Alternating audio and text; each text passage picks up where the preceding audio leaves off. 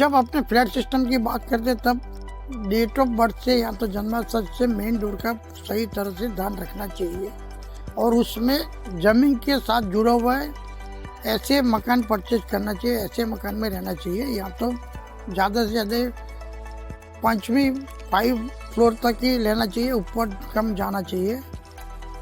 जैसे जैसे ऊपर जाएंगे तो जिसकी कुंडली में शनि जितना पावरफुल होगा उसको बेनिफिट ज़्यादा देगा, लेकिन मंगल तत्व की गैरहाजिरी रहेगी, इसमें फाइनेंशियल लॉस होने की संभावना बढ़ जाती है।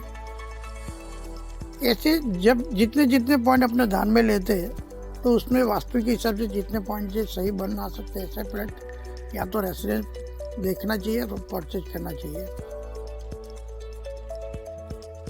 जितनी पॉजिटिव ऊर्जा जनरेट होगी इतना पॉजिटिव रिजल्ट लंबे समय तक मिलेगा।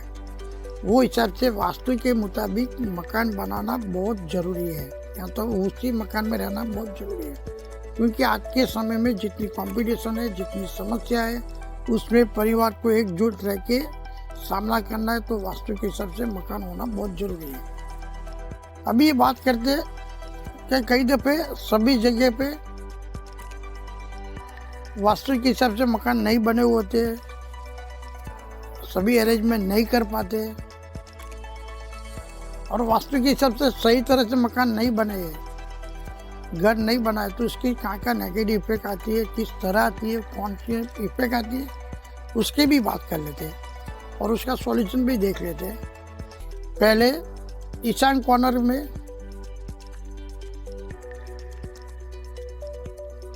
टॉयलेट बाथरूम नहीं होना चाहिए, किचन नहीं होना चाहिए, स्टोर रूम नहीं होना चाहिए, ईशान कोना कटा हुआ नहीं चाहिए, ईशान कोना ऊंचा नहीं होना चाहिए, ईशान कॉर्नर बंद नहीं होना चाहिए। इतनी प्राइमरी बेसिक पॉइंट ध्यान में रखना बहुत ज़रूरी है, क्योंकि ईशान कॉर्नर एक भगवान की जगह है। अगर इसमें दोष होगा तो आपकी लाइफ में शांति मिलेगी नहीं, मानसिक तनाव बढ़ जाएगा, टेंशन बढ़ जाएगा, डिसीजन मेकिंग सही नहीं होगी, मैनेजमेंट सही नहीं होगा, आर्थिक कैरियर जो बोल रहे वो भी सही नहीं बनेगी, स्मूथली नहीं बढ़ेगा। बच्चों या तो एजुकेशन करते हुए विद्यार्थी का एजुकेशन सही नहीं होगा, जबान पे काबू नहीं रहेगा, विनय विवेक नहीं रहेगा, चाणक्यपन और बीरबलपन या तो ठल्लेपन कम रहेगा। और जब फिजिकल लेवल की बात करते, शारीरिक बीमारी की बात करते, तब ईशान कॉर्नर का वास्तु दोष बहुत बड़ी शारीरिक तकलीफ दे सकती है। उसमें ब्लड प्रेशर की समस्या दे सकते हैं, थायराइड की समस्या दे सकती है, माइग्रेन है, सर दर्द है, नीरो के मगज के हिसाब से बीमारी बढ़ सकती है, आँख कान दांत की समस्या बढ़ सकती है, लोग के ऊपर की सभी बीमारी हो सकती है, पैरालिसिस हो सकता है। कई दफ़े ऐसा देखा है कि ईशान कॉर्नर में जब बड़ा वास्तु दोष होता है तब मुंह का कैंसर होने की संभावना बढ़ जाती है। ऐसे फिजिकल लेवल पे भी बहुत सारे नुकसान करवाता है, फाइनेंशियल नुकसान भी बहुत अच्छी तरह करवाता है, मेंटली टेंशन भी ज़्यादा देता है और उसी के हिसाब से डायरेक्टली सीधी इफेक्ट उसमें सामाजिक रिलेशनशिप में भी होती है। ऐसा ईशान कॉर्नर में जब भी दोष होता है तो उसका सॉल्यूशन की बात सोचे तो पहले उसमें वेट कम होना चाहिए, विंडो ज़्यादा से ज़्यादा ओपन होनी चाहिए, येलो कलर होना चाहिए और ऐसी अरेंजमेंट जब तक नहीं रहे वो अच्छी बात है। अगर अरेंजमेंट है तो ये सॉल्यूशन करना चाहिए। क्रिस्टल और स्टोन थेरापी के हिसाब से आर्टिफिशियल एनर्जी जनरेट करनी चाहिए। तुलसी या तो गुलाब का छोटे पेड़ पौधे लगाना चाहिए, एक पॉजिटिव एनर्जी देती है। पूरब दिशा में अगर किचन है और पूरब फेसिंग है, स्टोर रूम है, सीढ़ियाँ है या तो ज़्यादा स्टॉक है, पूरब दिशा बंद है, सूर्य प्रकाश बिल्कुल नहीं आ रहा है, पूरब दिशा पश्चिम के हिसाब से कम खुली है, बंद है और हाइट पे है, ऐसे बड़े दोस्त जब भी होते हैं तब कि उसके में बहुत गंभीर समस्या करती है।